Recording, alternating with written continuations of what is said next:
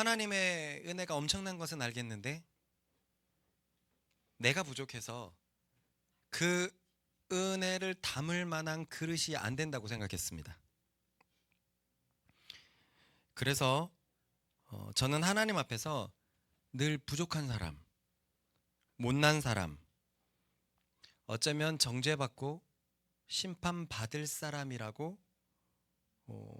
살아왔어요. 그런 두려움이 내 삶에 늘 있었습니다. 그래서 저는 예전에 이런 찬송을 만들었죠. 이게 아마 2010년 후반일 텐데, 내 인생 돌아보니 모든 게 주님의 은혜밖에 말할 수밖에 없다는 이 사실이 문득 얼마나 감사하고 내 자신이 비특한지 이런 내 삶을 표현할 수 있어. 이때가 2010년대 말이었는데요. 이런 마음이 있었어요. 뒤돌아보니까 은혜밖에 없다. 그런데요, 한평생 살아보니 떠오르는 건 내 죄밖에, 이 죄인이라는 게 묻히고 사무치는데. 그래요, 솔직한 감정이었거든요. 2010년 후반이 되면서 하나님의 은혜가 너무도 크게 느껴졌고, 솔직히 뒤돌아보니까 내 죄밖에 느껴지지 않았어요. 사실 그건 사실은 아니거든요. 죄가 물론 뭐 죄만 지었을까요? 그렇지 않을 겁니다. 죄보다 의로운 행동을 더 많이 했을 거예요. 그죠? 뭐 제가 죄를 더 많이 지었다면 왜 따라옵니까? 도대체. 그런데 분명한 건 내게 임팩트를 남기는 건 죄였습니다. 그래서 사실상 내 삶에 의로운 행동이 더 많으면서도 죄가 더 크게 느껴졌어요.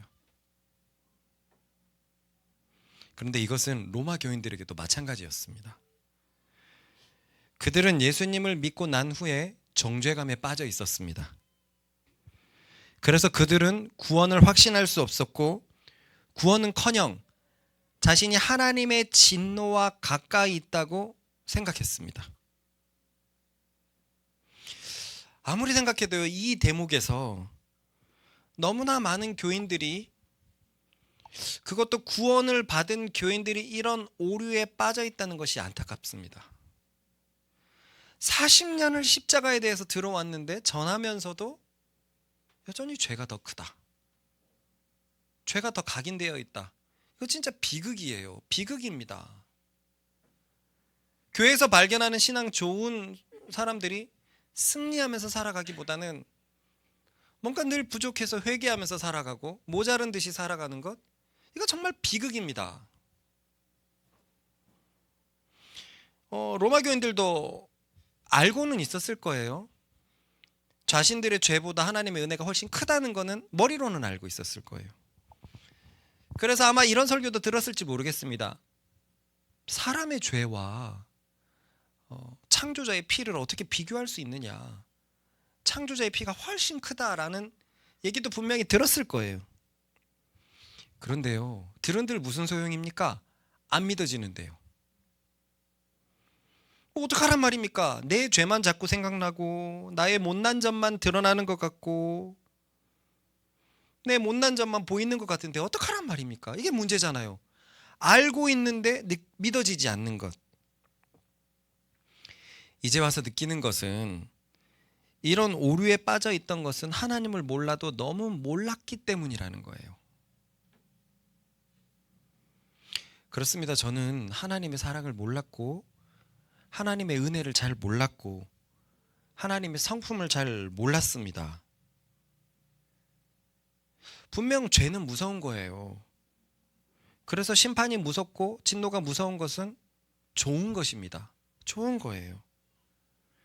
그러나 아무리 그렇다고 한들 내가 불신자일 때 지었던 죄와 신자일 때 지었던 죄를 비교할 수 있을까요?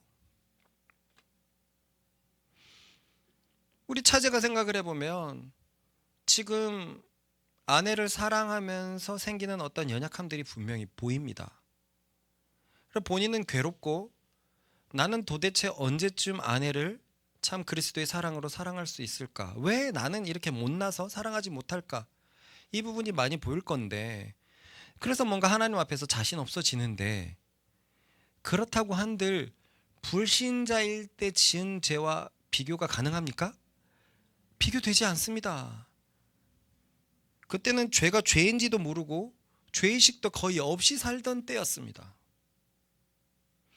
그렇습니다. 우리는 예수님을 믿기 전의 죄와 예수님을 믿고 난 후에 죄를 비교할 수 없습니다. 이건 비교가 안 돼요.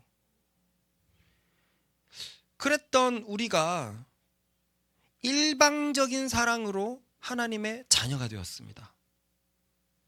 우리가 잘나서가 아니라 하나님의 일방적인 사랑으로 자녀가 되었어요. 우리는 분명히 하나님의 대적이었고 원수였습니다. 죄만을 일삼으니까요. 그랬던 우리가 하나님의 크신 은혜로 자녀가 되었습니다. 그런데 연약하여서 지은 죄가 있다고 한들 이것이 하나님의 결정을 바꿀 수 있을까요? 불신자일 때 내가 지었던 죄가 훨씬 큰데도 하나님의 사랑이 나를 하나님의 자녀 삼아 주셨는데, 내가 하나님의 자녀로서 연약하여 죄를 허용했다고 한들 그 크신 하나님의 결정을 바꿀 수 있을까요? 논리적으로 불가능합니다. 논리적으로 봐도 신자일 때 하나님의 사랑이 훨씬 강력할 수밖에 없습니다. 동의하십니까? 네. 읽어보겠습니다. 시작.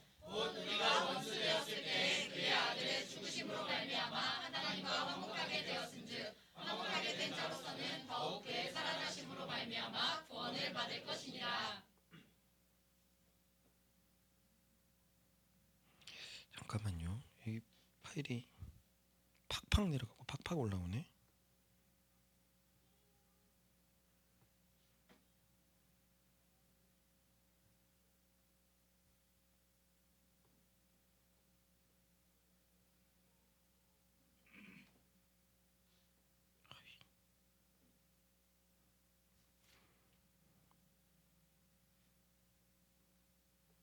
됐습니다.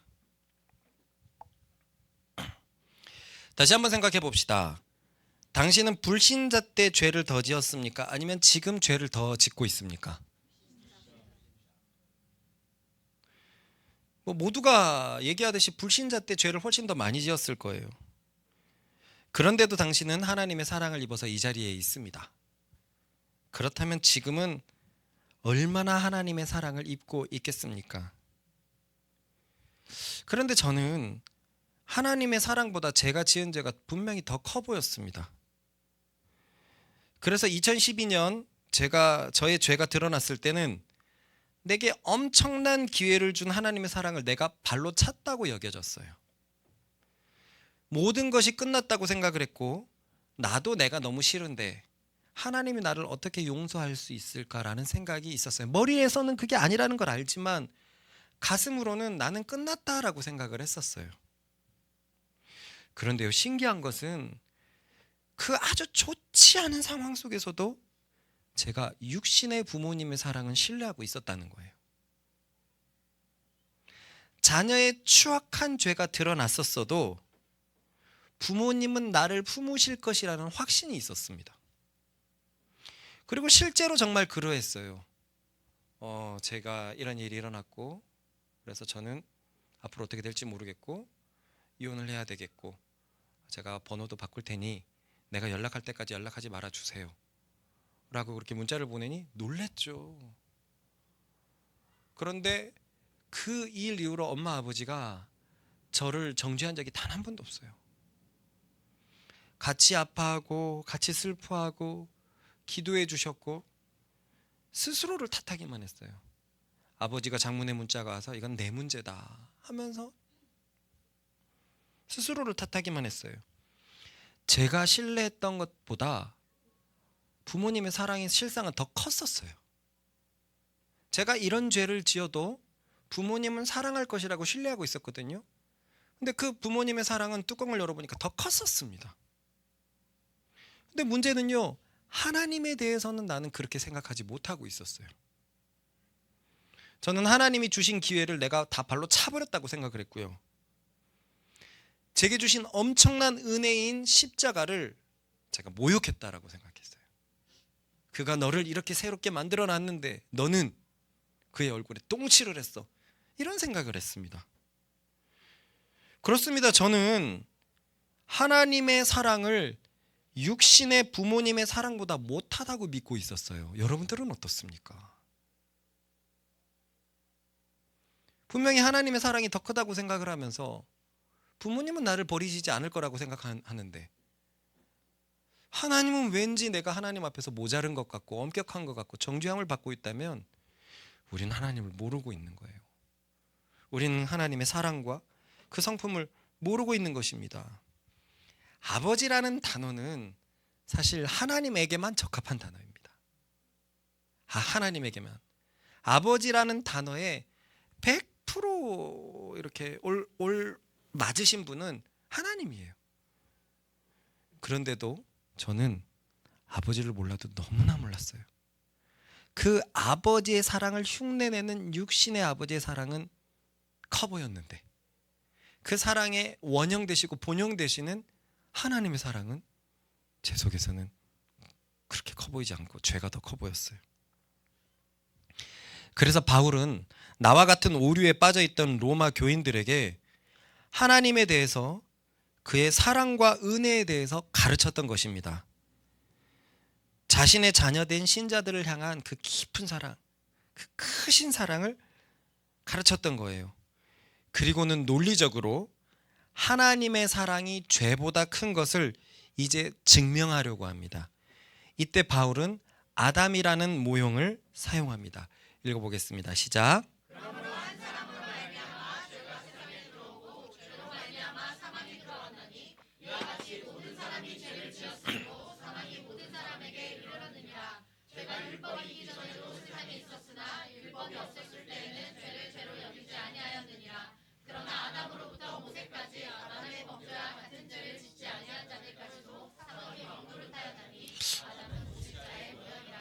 오늘 마이크 시스템이 평소와 좀 비슷합니까? 난 왜 이렇게 생소하게 들리지? 건들지 마세요. 좀 그냥 그러려니 하면서 들읍시다. 듣기에 나쁘진 않죠?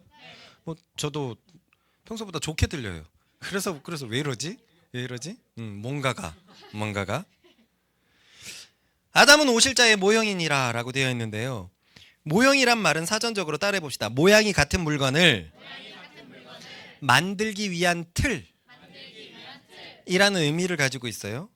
그러므로 아담이 오실자의 모형이라는 말은 예수님의 모형이라는 말이죠. 예수님과 같은 물건을 만들기 위한 틀이라는 의미가 됩니다. 그대로 갖다 붙이면. 그러면 아담이 틀이라면 본형 예수님은 어떤 일을 하셨죠? 그것은 모든 사람에게 생명을 주시는 일을 했습니다. 읽어보겠습니다. 시작. 그러나 이 은사는 그 범죄와 같지 아니하니 곧 한 사람의 범죄를 인하여 많은 사람이 죽었은즉 더욱 하나님의 은혜와 또한 한 사람 예수 그리스도의 은혜로 말미암은 선물은 많은 사람에게 넘쳤느니라. 여기서 이 구절에는 지금 보다시피 예수님께서 모든 사람에게 생명을 주셨다라고는 명확하게 나와 있지 않아요. 그러나 우리는 저번 주에 이 구절을 살펴보았죠. 많은 사람이라는 뜻은 어떤 뜻이죠? 모든 사람이라는 유대인들의 관용법이었고요. 넘쳤다라는 말은 죽었다에 대응하는 말이기에 그 의미는 사실 생명이 넘쳤다는 말이라는 것을 우리가 저번 주에 배웠습니다. 기억납니까? 그래서 이 구절은 명확히 하나님과 예수님의 은혜로 모든 사람에게 생명이 주어졌다라는 것을 말합니다. 이것이 예수님이 하신 일이라는 거예요. 예수님께서 모든 사람에게 생명을 주셨다. 그러면 예수님의 모형이었던 아담은 무슨 일을 했습니까? 이 구절에서 보다시피 자신의 범죄로 인하여 모든 사람에게 사망을 가져왔습니다. 사망을 가져왔어요. 그러니 이런 면에서는 확실히 예수님의 모형입니다. 이것을 바울은 18절에서 명확히 비교하고 있는데요. 제가 아담 읽으면 읽어보세요. 아담. 사망. 사망을 가져오다. 예수. 이런 의미에서는 모형이 된다는 거예요. 이런 의미에서는 한 사람의 죄로 모든 사람에게 사망을 가져왔고 한 사람의 의로운 행위로 모든 사람에게 생명을 가져왔습니다. 이 말씀을 18절에서 이렇게 말하고 있죠. 시작.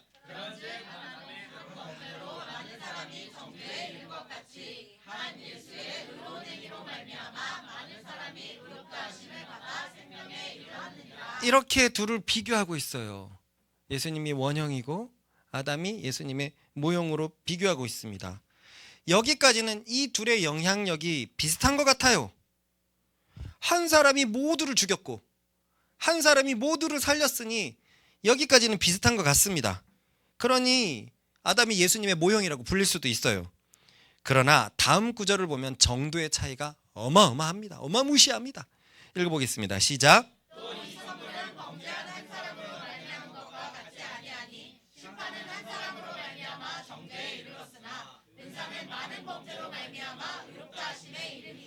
바울은 말합니다. 하나님의 선물은 아담의 것과 다르다고요. 그 이유는 심판은 아담 한 사람의 죄 때문에 벌어진 일인데 이 선물은 모든 범죄에도 불구하고 모두를 의롭다 하심에 이를 수 있게 하기 때문입니다. 쉽게 얘기해서 아담의 경우는 하나의 범죄가 만 가지가 된 겁니다. 만 가지, 모든 가지, 만 가지가 된 거예요. 그러나 예수님의 경우는 만 가지가 더 만 가지가 된 거예요. 아담은 1이 만이 되었다면 예수님은 만 곱하기 만이 되었어요. 하나의 범죄가 모든 사람을 죽였다면 모든 사람의 범죄의 그 크기는 어느 정도일까요? 만 곱하기 만은 셀 수 없을 정도의 많은 크기가 되죠. 그런데 예수님께서는 그 모든 사람의 범죄에도 불구하고 모든 사람에게 생명을 가져온 거예요. 보라의 죄만 해도 모든 사람을 죽일 수 있습니다. 그런데 예수님은 모두의 죄, 한 사람의 범죄가 아니라 모두의 죄에도 불구하고 모두를 살리실 수 있었으니 예수님의 정도가 훨씬 더 영향력이 훨씬 더 대단한 줄 믿습니다. 그러니 예수님의 선물은 아담의 범죄와 비교할 수 없다는 거예요. 죄보다 예수님이 가져오신 의가 훨씬 크다는 거예요. 훨씬 크고 대단한 영향력을 가지고 있다는 겁니다. 아무리 죄가 한 사람을 타고 모든 사람에게 퍼졌어도, 아무리 지구 끝까지 퍼졌다고 하더라도, 우주 끝까지 퍼졌다고 하더라도 우주의 모든 죄를 모두 다 의롭게 하실 수 있는 분이 예수님이십니다. 그분의 의로운 행위가 모든 죄에도 불구하고 모든 것에 생명을 가져다 주었습니다. 비교할 수 없다는 거예요. 그래서 바울은 도저히 믿지 못할 말을 선포합니다. 그것은 예수님을 믿는 자들은 이제 사망의 대척점에 서 있다는 거예요. 전우자로 인사할까요? 내가 보니 당신은 사망의 대척점에 서 있습니다.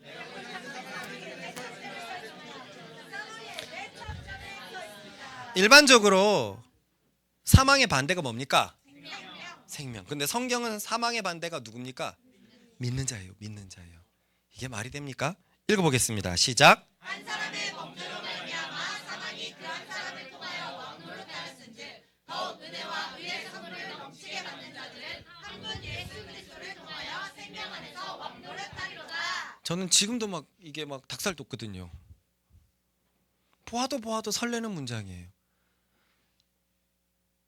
아담 때문에 사망이 사람의 왕이 되었는데 우린 그리스도 때문에 생명이 왕이 되는 것이 아니라 우리가 왕이 된다는 거예요. 생명 안에서. 여기에서 어떤 자들은 다음과 같은 꼬롬한 질문을 할지 모르겠습니다. 목사님, 말씀 좀 잘 보세요. 믿는 자들을 말하는 게 아니라 은혜와 의의 선물을 넘치게 받는 자들을 말하는 겁니다. 그냥 그리스도인들을 말하는 게 아니라 신앙이 성숙한 넘치는 그리스도인들을 말하고 있어요. 그들은 사망의 반대에 서 있을 수 있겠죠. 바울 보세요. 얼마나 사망 같습니까? 그는 은혜와 의가 넘치게 있어요. 그러나 저는 그렇지 않아요. 그런 사람은 아까 말씀을 기억해야 됩니다. 바울은요, 그리스도의 선물이 모든 사람에게 넘쳤다고 말했습니다. 읽어봅시다. 시작. 더욱 하나님의 은혜와 또한 한 사람 예수 그리스도의 은혜로 말미암은 선물은 많은 사람에게 넘쳤느니라. 모든 사람에게 넘쳤답니다. 이 선물이요, 그리스도가 가져오신 선물이요. 그러니까 일부만 왕이 되는 것이 아니라 모든 사람이 왕이 될 수 있습니다. 아멘.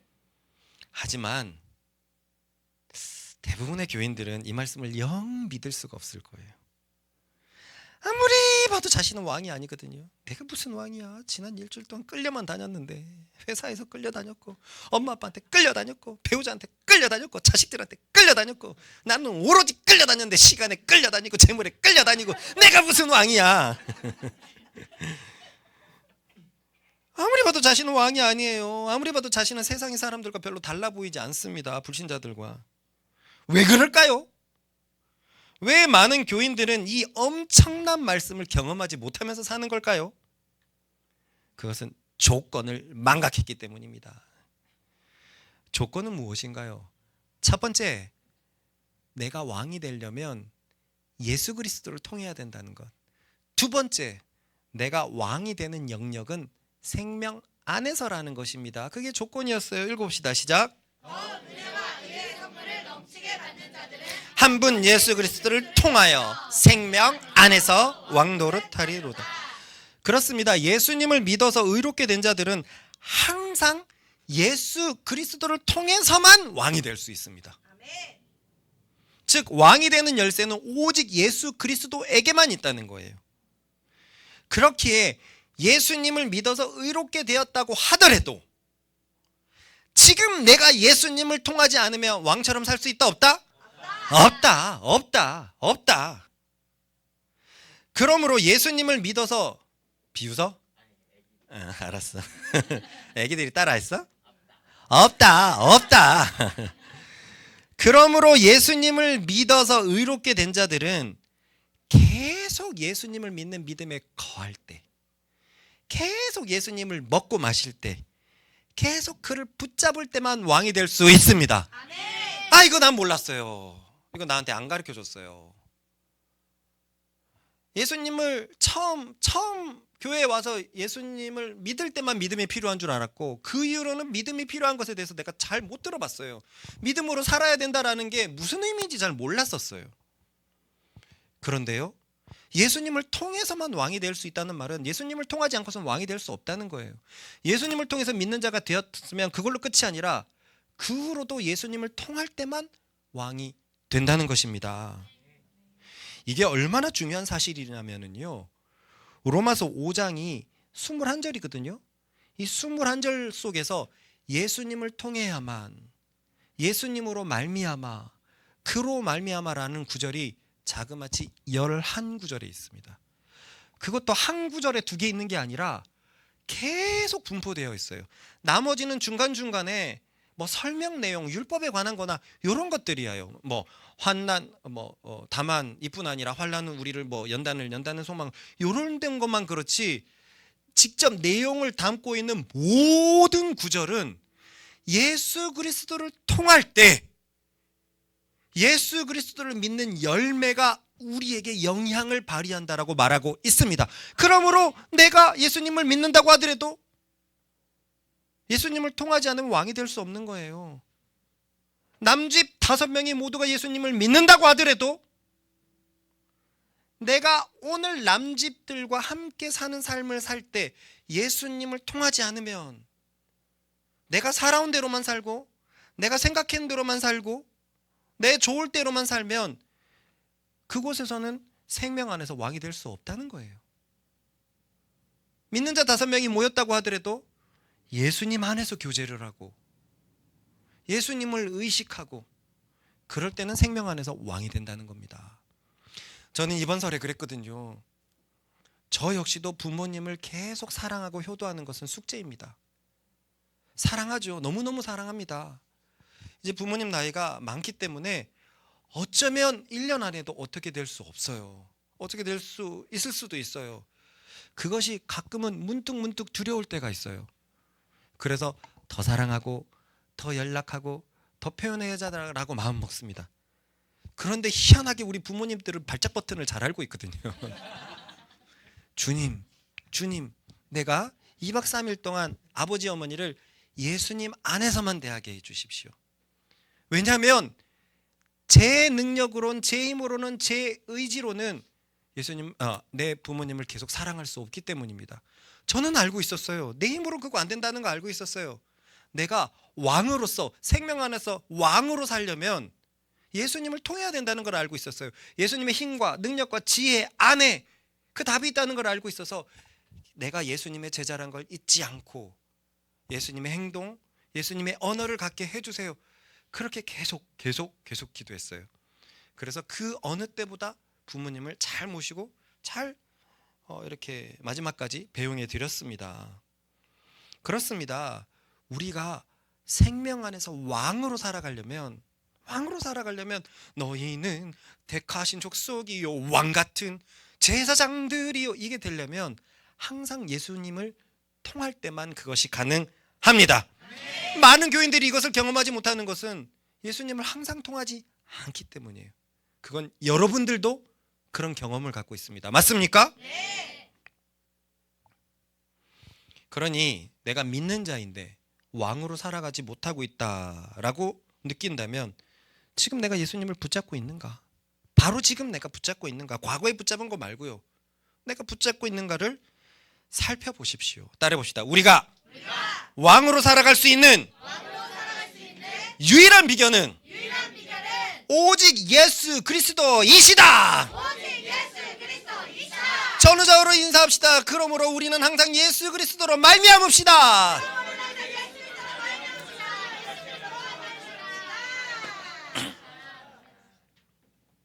또한 이 구절은요, 왕의 영역을 표시하고 있어요. 그것은 생명 안에서만 왕이라는 거예요.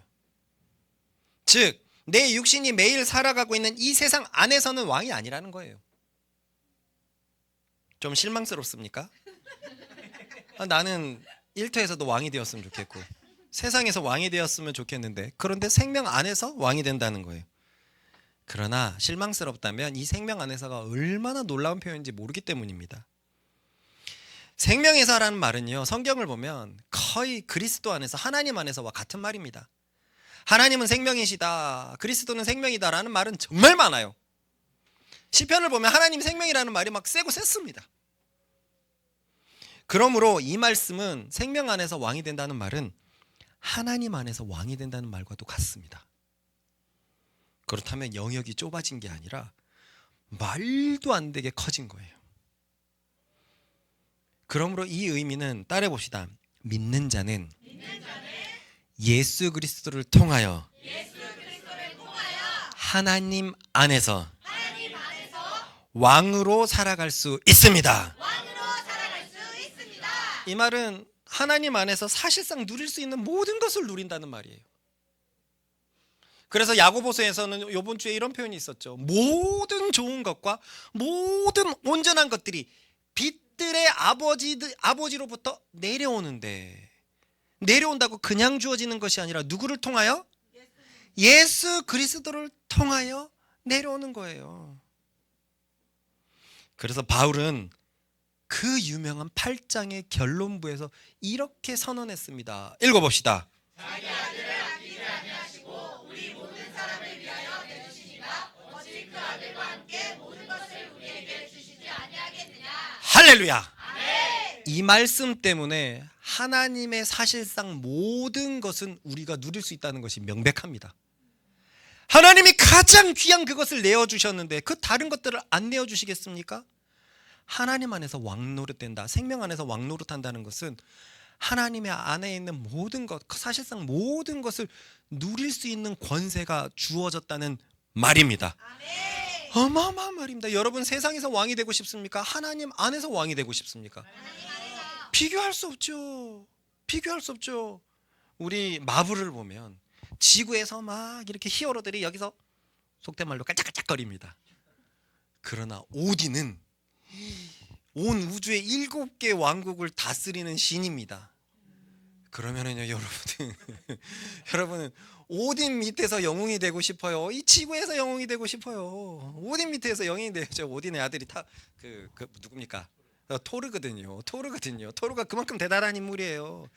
이 세상에서 왕이 되는 것, 그것보다 온 우주의 창조자이시며 절대자이시며 전능자 안에서 왕이 되는 것이 말도 못하는 특권이자 그리스도인에게 주신 권세인 줄 믿으시기 바랍니다. 아멘.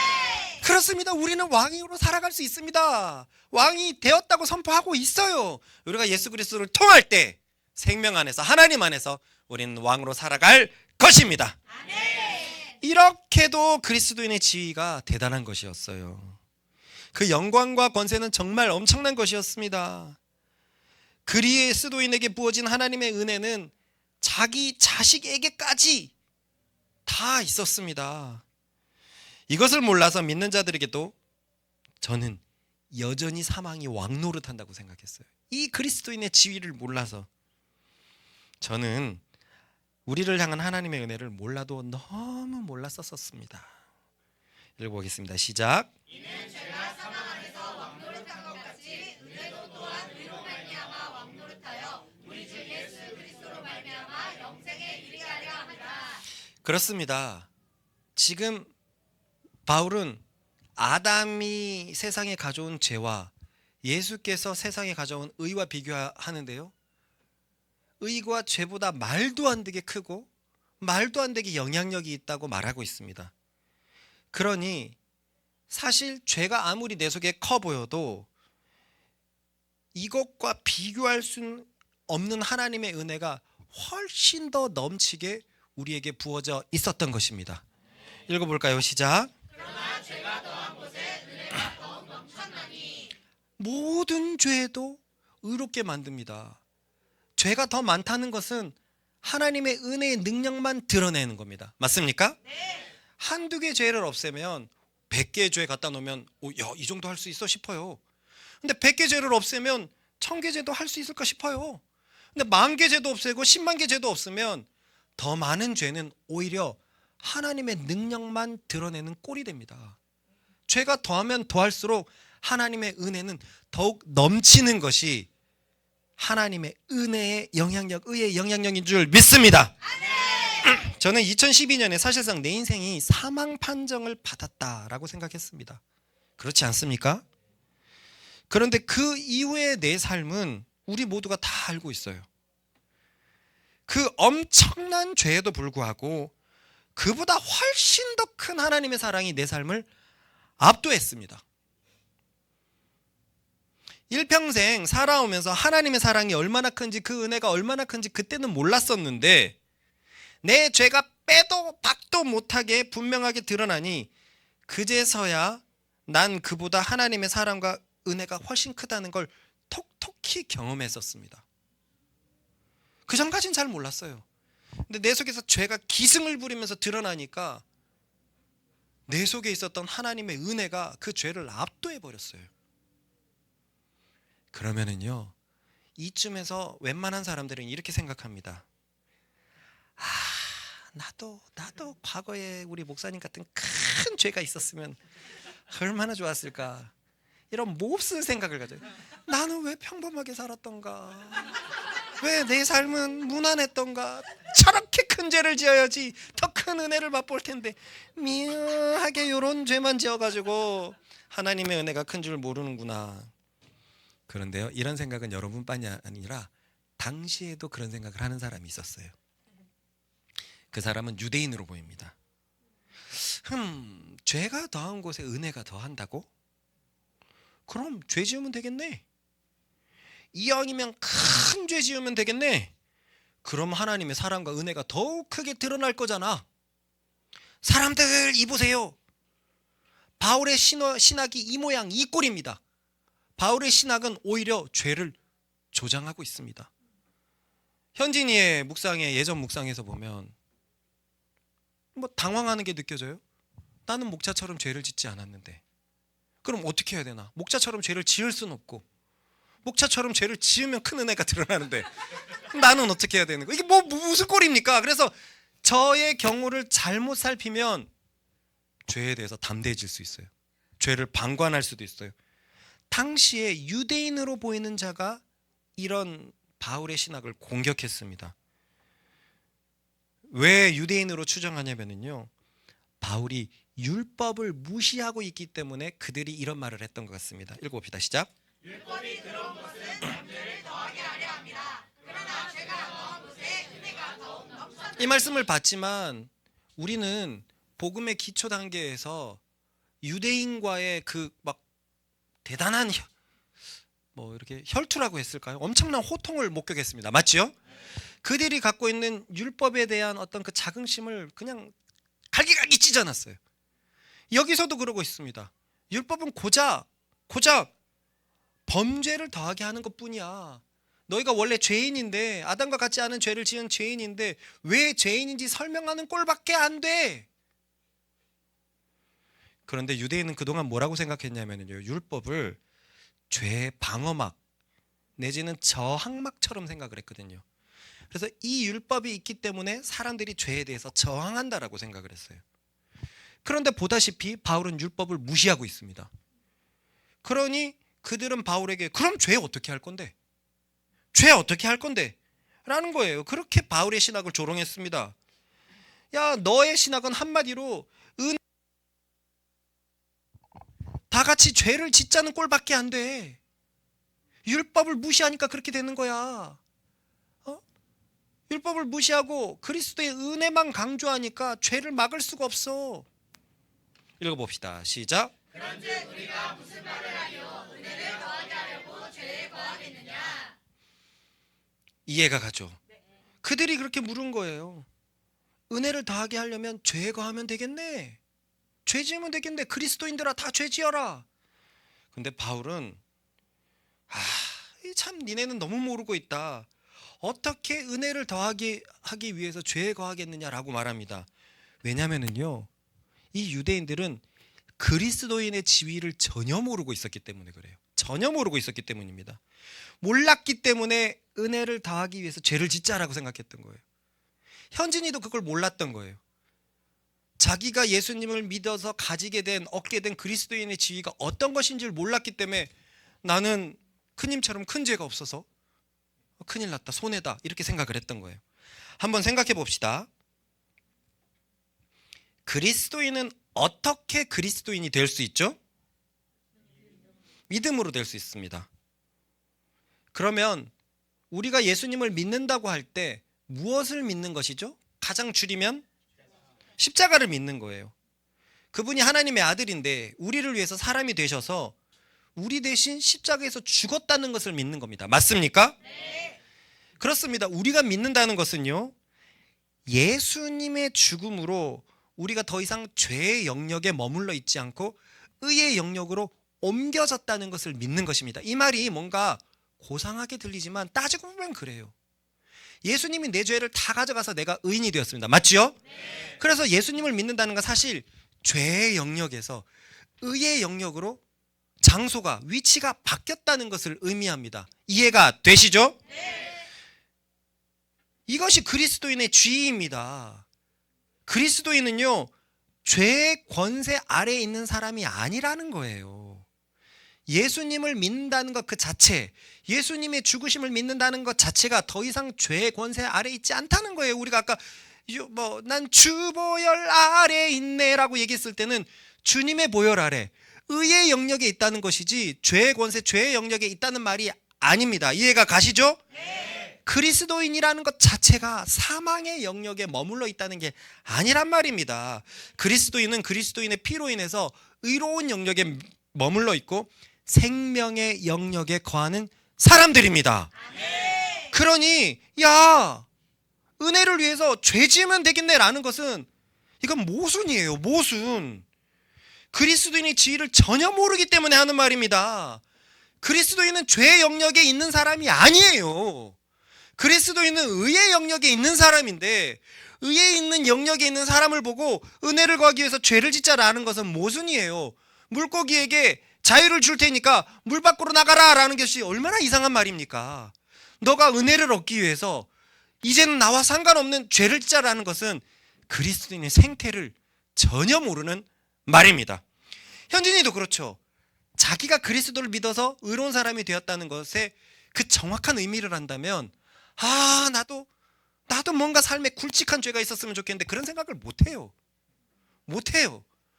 그리스도인은 죄 생각과는, 죄의 영역과는 떨어져 있기 때문에 그렇습니다. 한마디로 그리스도인은 따라해봅시다. 죄에 대해서 죽은 존재입니다. 읽어봅시다. 시작.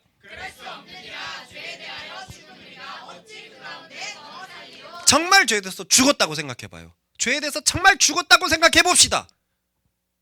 이게 그리스도인이라고 생각해봅시다. 그러면 반대자들이 공격할 때 은혜 거하기 위해서 죄를 지으면 되겠네 라는 거는 있을 수 없는 말입니다. 그리스도인이라는 존재는 죄에 대해서 죽어버렸기 때문입니다. 죽어버렸어요. 그런데 여기서 큰 근심에 빠지죠. 그리스도인은 죄에서 죽었다고 생각하는데 우린 여전히 죄를 짓고 있다는 거예요. 저는 정말 여기서 저의 과거가 생각이 나는데요. 20대 후반쯤이었는데 저는 그때 한 교회에서 고등부를 대상으로 로마서 설교를 하고 있었어요. 그때 선생님들 가운데, 교사들 가운데 교사분들이 한 7, 8분이 있었는데 로마서 설교가 좋다고 소문이 났어요. 그래서 이 선생님들이 어른 성도들에게 우리 고등부 전도사님 말씀 들어야 된다 그래갖고 그 녹음할 수 없냐 막 이런 잔잔한 막 이런 좋은 일들도 일어났어요. 지금 생각해 보면 도대체 그때 무슨 설교를 했는지 모르겠는데 제가 로마서 설교할 때마다 진짜 자주 생각나거든요. 그때 나는 무슨 설교를 했던 것일까? 사람들은 분명 좋은 설교라 그랬는데 어떤 분은 내가 이 설교를 들을 수 있다니 꿈만 같다라고까지 얘기했거든요. 그분이 넘어갑시다. 저는 도대체 무슨 설교를 했던 것일까요? 그때 그렇게 설교를 하다가 6장에서 이 말씀을 내가 만난 거예요. 죄에 대해서 죽은 우리가. 근데 저는 당시에 은밀한 죄가 모락모락 커갈 때였거든요. 계속 이 성적인 죄가 20대부터 막 나타나더니 막 모락모락 커져갈 때였습니다. 그런 나로서는 제가 이 말씀을 어떻게 대해야 될지 몰랐었어요. 아무리 봐도 나는 죄에 대해서 죽은 것 같지가 않거든요. 그래서 이 말씀을 믿음이 성장하면 우린 죄에 대해서 죽습니다 라고 얘기를 해야 되는 것인지, 근데 아무리 찾아봐도 믿음이 성장하면이라는 단서가 없어요. 조건이 없습니다. 아니면 믿는 자는 그냥 죄에 대해서 죽은 자다 라고 선포를 하려고 하니 그러기에는 제가 경험하지 못한 말이에요. 저조차도 경험하지 못한 말이에요. 그래서 답을 얻지 못한 채로 이 말씀을 전했던 것이 진짜 선명하게 기억이 납니다. 그냥 원래 그리스도인은 이런 존재입니다 라고 그냥 경험되지 못한 능력 없는 설교를 전했던 게 기억이 나요.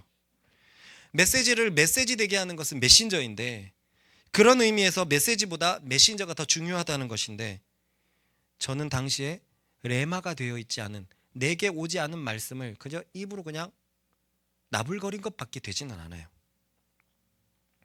이처럼 이 말씀은 나에게 오랫동안 고민에 빠지게 한 말씀입니다. 여러분들은 안 그렇습니까? 내가 죄에 대해서 죽었다라는 사실을 받아들일 수 있습니까? 그러니 이 말씀 때문에 그럼 내 신앙은 죄다 가짜인가? 신자가 죄에 대해서 죽었다면 나는 여전히 죄 짓고 있는데 내 신앙은 가짜인가?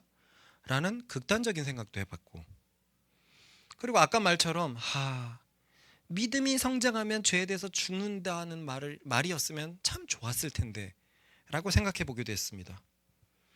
그런데 바울은요, 성장한 그리스도인이 아니라 로마의 초보교인들에게 이 말씀을 전하고 있거든요. 구원이 흔들리고 있는, 죄 문제 때문에 흔들리고 있는 그들에게 전하고 있거든요. 그렇다면 로마 교인들은 이런 바울의 가르침을 어떻게 받아들여야 되었을까요? 죄 때문에 구원이 흔들리고 있는데 바울은 너네들 죄에 대해서 죽은 존재야 라는 말을 어떻게 받아들였어야 됐을까요? 이 말씀을 일단 한번 다시 읽어봅시다. 시작.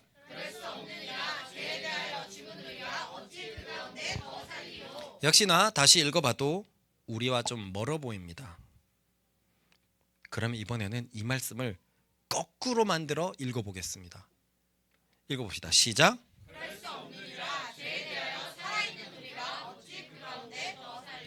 자, 이 말씀은 어떻게 들리십니까? 죄 문제를 해결하지 못한 우리에게 친숙하게 들리십니까?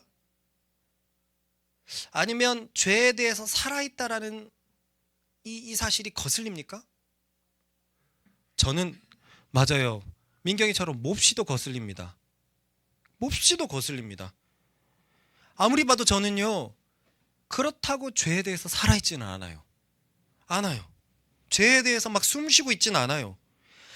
비록 내 삶에 죄를 허용했다고 하더라도 그렇다고 죄에 대해서 살아있다고까지 나는 나 자신을 표현할 수는 없어요. 여러분, 그리스도를 믿고 난 후로 누군가를 미워해 본 적 있습니까? 네. 아닙니까? 누군가를 미워해 본 적 있습니까? 네. 그러면 여러분은 여러분 속에서 그때 미움에 대해서 활활 살아있다고 느끼셨습니까? 이건 좀 이상하죠.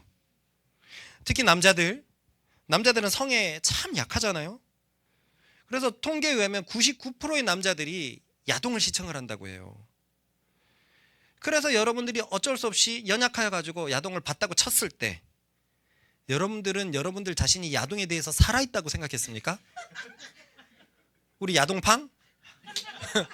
야동에 대해 살아있었습니까? 예전에 동현이 보고 한 10년 전에 야동을 끊자라고 한 달 동안 보지 말자라고 제가 장예배 때 장회의 때 얘기하니까 동현이가 당황했어요. 한 달요? 한 달요? 근데 그때 저는 깜짝 놀랐습니다. 이게 어려운 일인가? 나중에 물어보니까 2주밖에 못 갔습니다. 그러는 거예요. 우리 야동빵. 그렇게 야동과 친밀했다고 하더라도 야동에 대해서 동현이는 살아 있었습니까? 아니에요. 살아있지 않다는 증거를 제가 증명해 드릴게요. 대부분 그리스도인들은요, 야동 봤다가 다 지웁니다. 야동에 살아있는 자가 왜 지웁니까? 모아야죠. 모으고 보물처럼 간직해야 되죠. 일시간 간직할 수 있어도 결국은 다 지웁니다. 하면서 다 지웁니다. 야동에 살아있지 않아요. 저는 곧잘 욱합니다. 그렇다고 저는 분노로 살아가지는 않습니다. 저는 제 스스로를 볼 때 게으르다고 생각해요. 그런데 게으름으로 살아간다고 말할 수는 없어요. 그렇습니다. 저는 죄를 허용하는 일이 있어도 죄에 대해서 살아있다고는 도저히 말할 수 없겠습니다. 그거는 사실이 아니고 팩트가 아니에요. 그것은 아무리 생각해도 내가 아니며, 죄에 대해서 살아있다는 것은 내가 아니며, 그래서 저는 그것을 인정할 수 없겠습니다. 이것은 세상이 말하는 죄책감과 달라요. 세상에서도 현자 타임이라고 얘기해서 야동을 보고 난 후에 공허한 느낌을 갖습니다. 저는 공허한 느낌을 얘기하는 게 아니에요.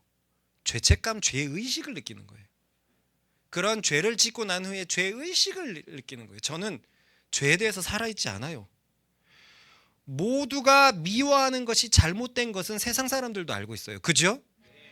그런데 그렇다고 미워하는 마음을 뉘우칩니까? 나 팀장 그만 미워해야 되는데. 그러면서 자기 자신을 정말 반성하려고 합니까? 그게 잘못됐던 걸 알지만 거기서 돌이키려고 하지 않아요. 그들은 죄에 대해서 죽어있기 때문입니다. 죄에 대해서 살아있기 때문입니다. 죄에 대해서 살아있기 때문입니다. 그런데 나는 죄에 대해서 죽어있기 때문에 누구를 미워할 순간은 미워할 수 있지만 계속 그 마음을 간직할 수 없어요. 오랫동안 유지하고 품을 수 없어요. 저는 죄에 대해서 죽어있기 때문에 그렇습니다. 세상 사람들은 이게 불가능합니다. 자신의 죄에서 구원받을 수가 없어요. 죄에서 구원하실 수 있는 분은 그리스도밖에 없기 때문에 그렇습니다. 아멘. 읽어봅시다. 아들을 낳으리니 이름을 예수라 하라. 이는 그가 자기 백성을 그들의 죄에서 구원할 자이심이라 하니라. 세상은 예수 그리스도를 믿지 않기 때문에 죄에 대해서 구원받을 수 없어요. 약간의 죄책감을 받을 뿐이지만 거기가 끝입니다. 그러나 그리스도인들은 이미 죄를 해결하신 예수 그리스도를 믿고 있기 때문에, 죄에 대해서 죽었기 때문에 죄를 더 품지 않습니다. 죄에 대해서 죽었다라는 선언은 뭔가 어렵지만 뒤집어 가가지고 죄에 대해서 살았다라는 것은 제가 너무 거슬른다는 걸 알았어요. 그렇구나. 나는 죄에 대해서 살아있는 게 아니었구나. 그럼 저는 무엇에 이제 살아있을까요? 저는 이제 의에 대해서 살아있습니다. 그럼 의에 대해서 살아있다는 말은 무슨 뜻일까요? 말 그대로 올바름에 살아있다라는 말이에요. 하나님 보시기에 올바른 것에 대해서 살고 있다라는 말입니다. 그 증거로 저는 저를 위해서 살기보다는 남을 위해서 살려고 노력합니다. 이게 제가 의에 대해서 살아있다는 증거예요. 연약하여서 나를 주목하는 일이 있지만 내 위주의 어떤 생각과 판단을 내리지만 그래도 대체로는 계속해서 남을 위해서 살려고 하고 있고 그런 증거도 실제로 많이 가지고 있습니다. 마침 이번 주에 규세집을 계약하죠. 이번 주 목요일 날에 계약을 하거든요.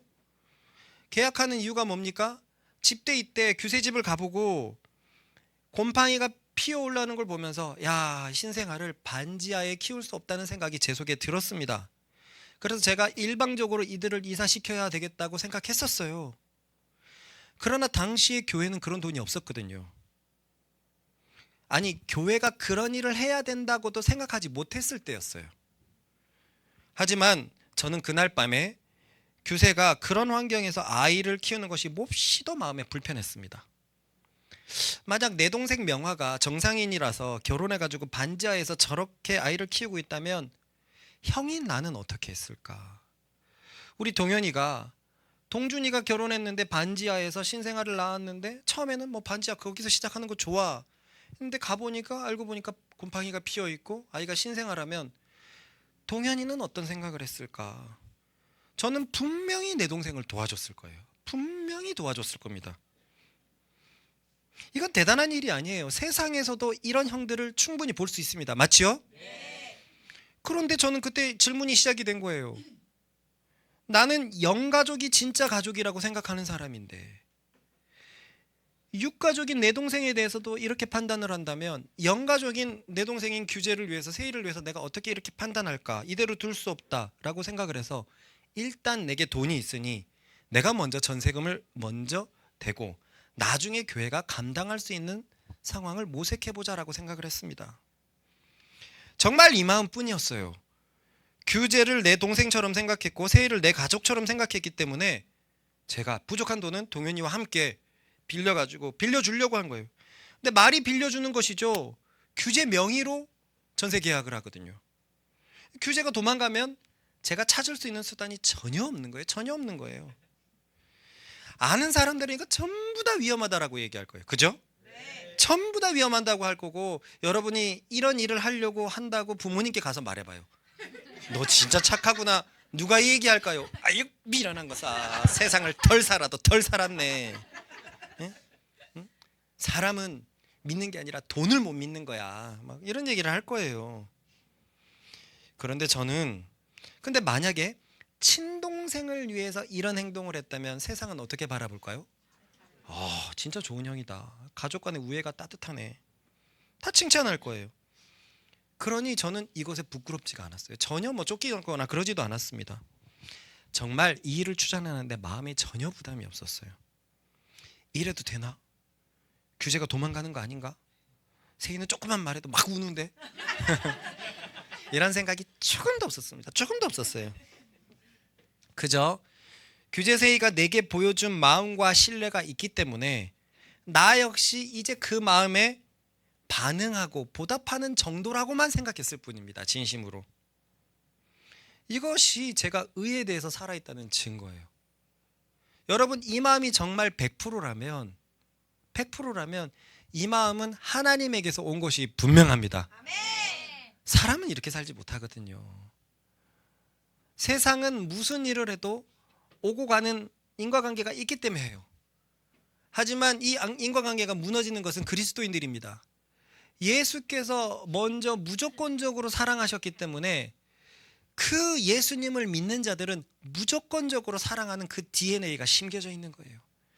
우리가 예수님의 피를 먹고 예수님의 살을 먹으면서 그 예수님의 DNA가 심겨져서 내게 돌아오는 것이 없다고 하더라도 사랑하는 사람으로 우리가 변모한 것입니다.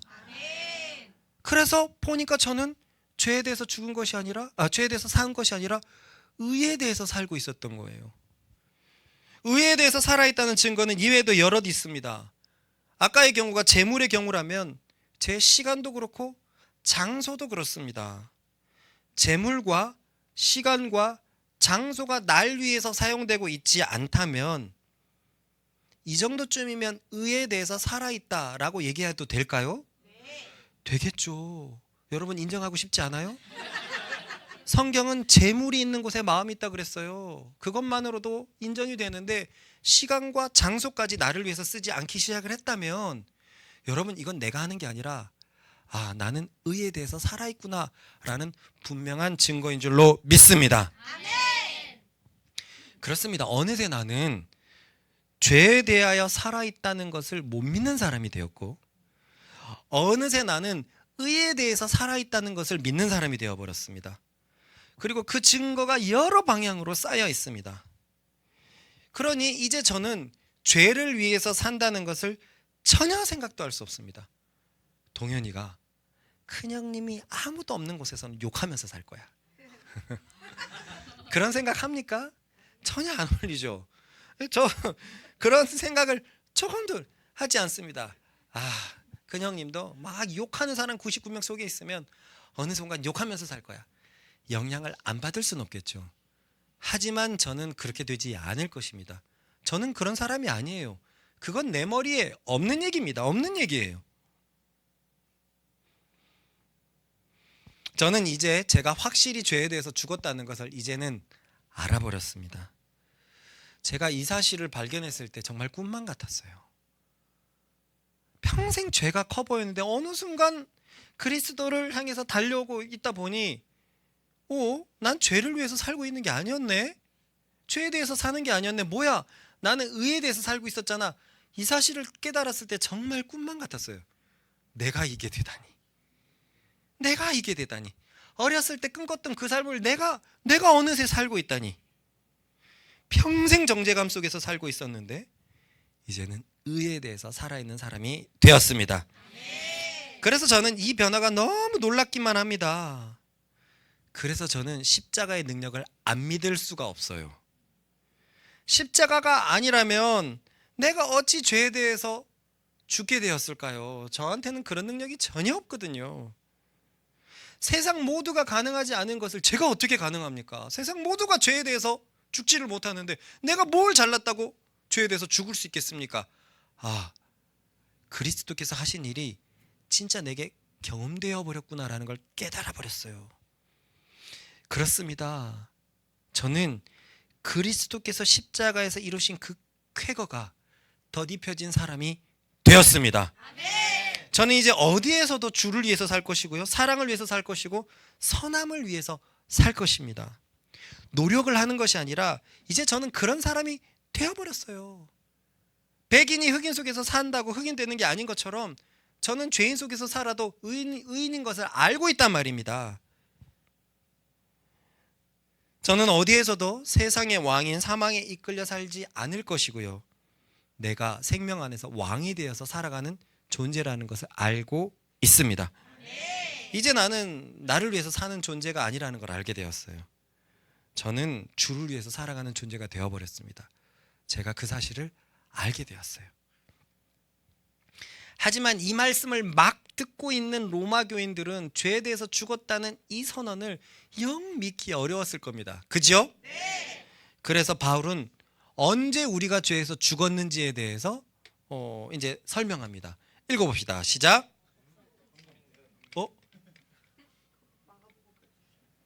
진짜? 아닐 텐데.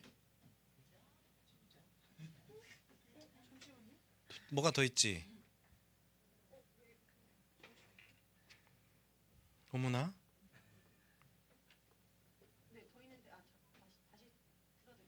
네. 살짝 놀랬었나?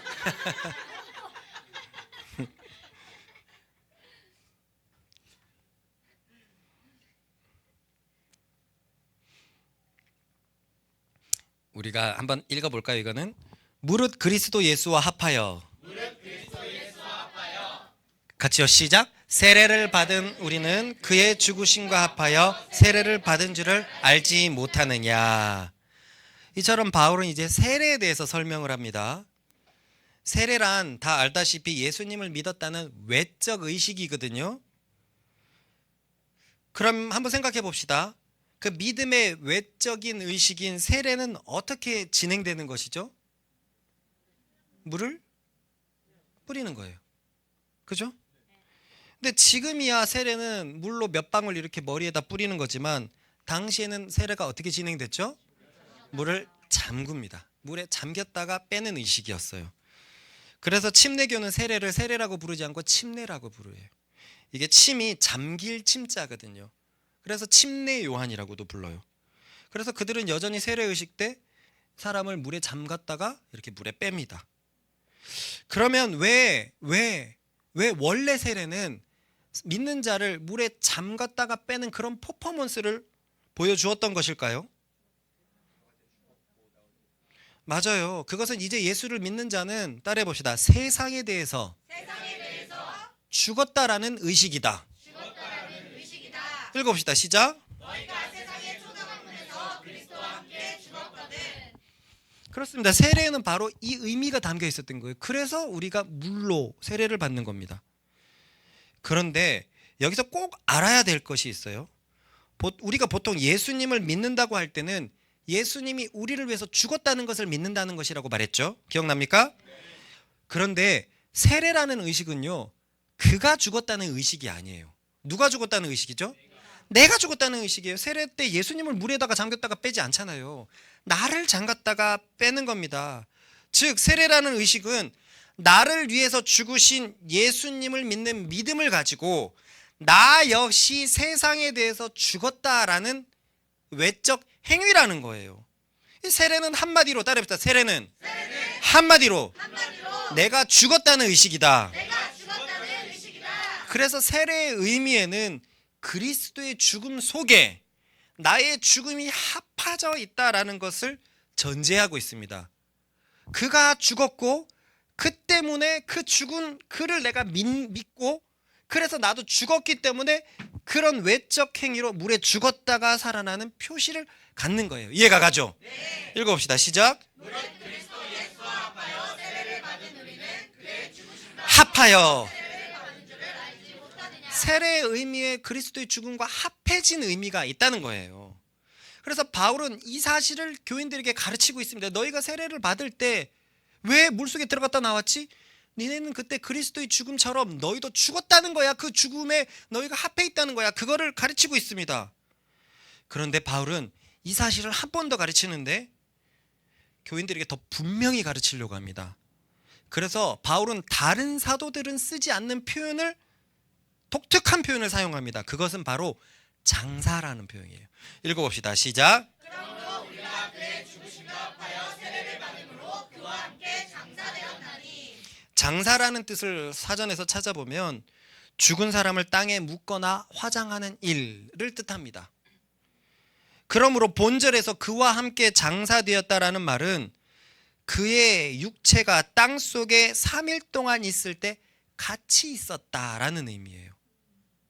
그러니까 세례라는 의미는 예수님의 죽으심과 합할 뿐만 아니라 예수님과 함께 장사되었다는 의미까지 포함되어 있다는 거예요. 포함되어 있다라는 거예요. 그러면 우리는 여기서 이렇게 생각합니다. 십자가에서 죽으면 죽었지.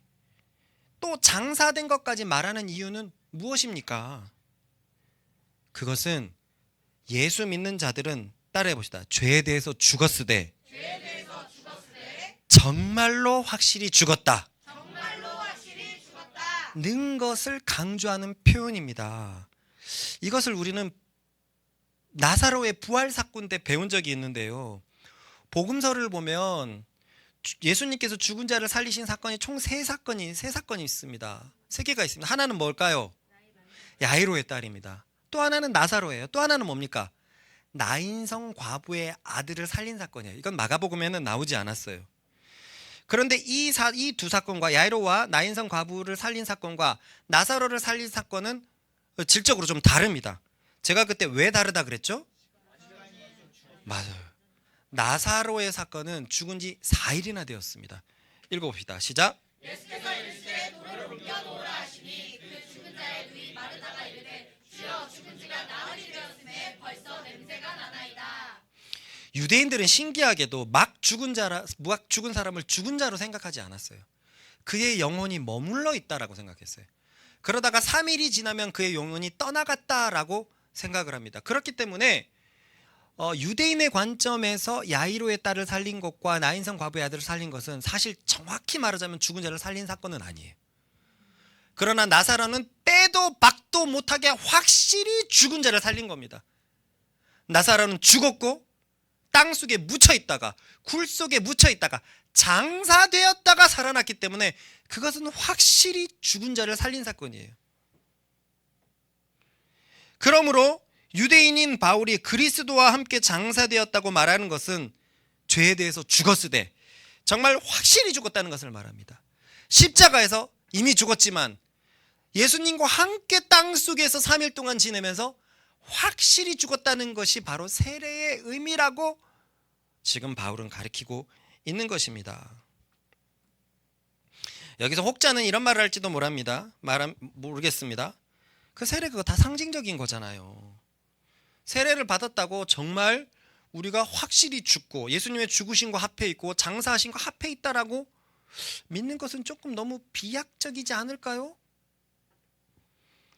이렇게 말한다면 그 사람들은 로마서 당시의 세례를 몰라서 그렇습니다. 로마서 당시에 세례를 받는다는 것은 목숨을 거는 것과 같은 행위였어요. 그래서 실제로 삶에 일어날 엄청난 불이익을 감수하겠다는 것과도 같은 의미였습니다. 실제로 예수님 시대 때 예수님을 믿는 고위층 사람들이 있었어요. 그러나 그들은 핍박이 두려워서 예수님을 고백하지 못했습니다. 읽어봅시다. 시작. 그러나 관리 중에도 그를 믿는 자가 많되 바리새인들 때문에 드러나게 나가지 못하니 이는 출교를 당할까 두려워함이라. 자, 이들은 예수님을 믿었습니까? 네. 그러나 고백했습니까? 아니요. 못했어요. 드러나게 고백 못했죠. 그러면 이들은 구원 받았을까요? 왜요? 믿음으로 구원 받는다며요. 여기 믿는다고 했잖아요. 그러나 다음 말씀으로 볼 때 이들은 구원받지 못했습니다. 읽어봅시다. 시작. 사람이 마음으로 믿어 의에 이르고 입으로 시인하여 구원에 이르느니라. 왜냐하면 이 말씀을 볼 때 초대교회는 마음으로 믿는 것과 입으로 시인하는 것을 같은 의미로 보았기 때문입니다. 마음으로 믿는데 입으로 시인하지 못한다? 이건 믿음이 없다는 거예요. 즉 관리들이 믿었는데 드러내지 못했다, 시인하지 못했다. 이거 똑같은 원어거든요. 그들의 믿음이 구원받을 믿음은 아니었다는 것입니다. 그렇습니다. 당시에 세례를 받는 행위는 실로 엄청난 믿음의 행위였습니다. 많은 사람들 앞에서 내가 그리스도인이요라는 것은 로마 당국에 전달될 수 있는 일이고 유대인 사회에서 얼마든지 축출될 수 있는 일이었어요. 그러므로 로마 교인들이 예수님을 믿는다고 확증하고 세례를 받았다면 그것은 많은 사람들한테 이들이 살아있는 믿음을 충분히 보여주었다는 것입니다. 이해가 되십니까? 네. 지금에서야 세례를 받는 교인이 별것 아니지만 당시의 세례는 그렇다는 게 아니라는 거예요. 초보 교인이라고 할지라도 이들은 목숨을 걸었다는 겁니다. 그렇기 때문에 신약 성경은 세례를 구원과 같은 의미로 두고 있어요. 보십시다. 시작. 베드로가 이르되 너희가 회개하여 각각 예수 그리스도의 이름으로 세례를 받고 죄사함을 받으라. 그리하면 성령의 선물을 받으리니. 세례가 구원의 절대적인 조건처럼 얘기하고 있습니다. 이게 초대교회는 그럴 수 있었다는 거죠. 이해가죠? 네. 그러므로 바울은 로마 교인들이 예수님을 처음 알고 믿을 때 그래서 목숨을 주님께 바치기로 모든 사람들한테 고백했을 때 그때 세례를 얘기하고 있는 거예요. 너희가 그때 목숨 걸지 않았느냐? 너희가 그때 세상에 대해서 죽었다라고 결단하지 않았느냐? 너희가 그때 죄에 대해서 죽었다고 믿지 않았느냐? 너희가 그때 믿은 예수님과 함께 죽고 예수님과 함께 장사되었다는 것을 모르느냐? 우리는 그동안 그리스도의 십자가와 능력을 너무 몰랐었어요. 그래서 그동안 정죄에 시달렸습니다. 은혜보다 죄가 크다고 생각했었어요. 그러나 이제 저는 그렇지 않습니다. 예수님을 알고 경험해 보니 제 속의 죄보다 은혜가 훨씬 컸었습니다. 이제 저는 정말로 죄에 대해서 죽은 존재가 되었고 의에 대해서 산 존재가 되었어요. 이것이 완전하다는 건 아니에요. 내 중심의 방향은 분명히 의에 대해서 살아있고 분명히 죄에 대해서 죽어 있어요. 과거에 내가 만든 노래에서도 그렇죠. 나는 내가 하는 일을 모르겠어요. 나는 정말 죄를 싫어합니다. 저는 제 중심은 분명히 그것이었어요. 죄를 좋아하지 않았어요. 저는 죄를 싫어합니다. 할 수만 있다면 죄를 조금도 짓지 않고 싶습니다.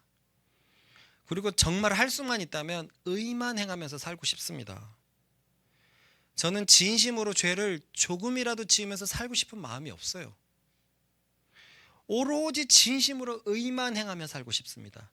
진심으로 세상을 누리면서 살고 싶은 마음이 없어요. 제 마음에 분명한 한 마음은 이렇게 정해져 있습니다. 연약해서 온전하지 않을 뿐이지 제 마음의 한 마음은 이 마음입니다. 오직 의만 행하며 예수님처럼 살고 싶습니다. 제가 언제 이렇게 되었을까요? 예전에 세상이 마음에 들어오고 세상에서 뭔가 성공하고자 할 때는 저는 죄에 대해서 이렇게 빠이빠이 하지 못했어요. 저는 정죄받고 있었고 제 삶의 은혜보다 죄가 더 컸었어요. 그러나 어느새 하나님의 은혜를 알고 그리스도를 계속 묵상하고 살다 보니까 정말 어느새 나는 다른 존재가 되어 있었어요. 다른 존재가 되어 있었습니다. 바울은 로마 교인들에게 이렇게 이끌고 있습니다. 뒤에 말씀까지 보면 니네가 죄 때문에 괴로워하지. 그러나 정말 죄에 대해서 살고 있는 게 맞냐? 정말 그렇게 살고 있는 게 맞냐? 죄를 짓고 싶어서 살고 있는 게 맞냐? 너희는 뭘 하고 싶냐? 의를 하고 싶냐? 죄를 짓고 싶냐? 정말 뭘 위해서 살고 싶냐? 의를 위해서 살고 싶다고? 그래, 그것은 너희가 죄에 대해서 죽었다는 증거다. 니네가 세례를 받을 때 그 믿음의 증거였단 말이다. 너네는 그때 예수님과 함께 죽은 것이고 너네는 그때 예수님과 함께 장사되었다는 것이다. 이제 이들이 갖고 있었던 고민들을 하나씩 풀어내면서 이들에게서 죄의 빗장을 벗겨낼 것입니다. 믿는 자의 지위를 가지지 못하면서 살게 만들었던 이 모든 잘못된 사단의 빗장들, 죄의 빗장들을 바울은 이제 하나씩 벗길 것입니다. 우리 바울이 로마 교인들의 이 빗장을 벗길 때 함께 벗겨지는 우리가 되기를 바랍니다. 그래서 로마서 8장 1절에 그러므로 예수 안에 있는 자에게는 더 이상 정죄함이 없다고 할 때 그 자유의 그 엄청난 선언이 우리의 선언이 되기를 축원합니다. 주여 한번 크게 외치고 같이 기도하십시다. 주여!